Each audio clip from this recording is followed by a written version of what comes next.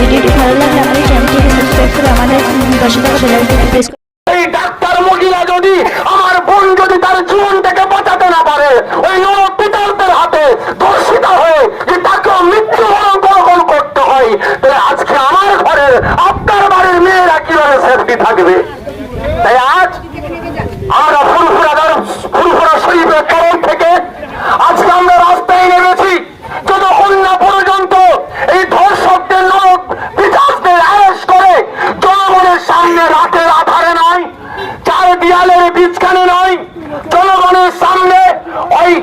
Circus 7 point না হলে ধর্মতলায় জনগণের সামনে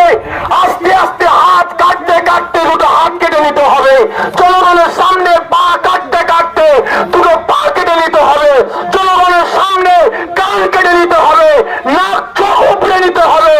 আস্তে আস্তে ওকে কষ্ট দিয়ে দিয়ে মারতে হবে, দেশের আইনটা এটাই চালু করতে হবে। তাহলে আগামী দিন আমার আপনার বাড়ির মহিলারা, আমার আপনার বাড়ির মায়েরা বোনেরা তাহলে সেফটি ভাবে এই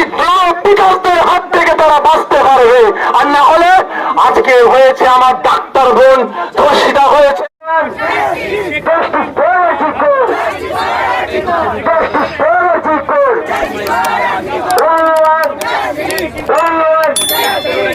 পাশাপাশি অনেক মহিলারা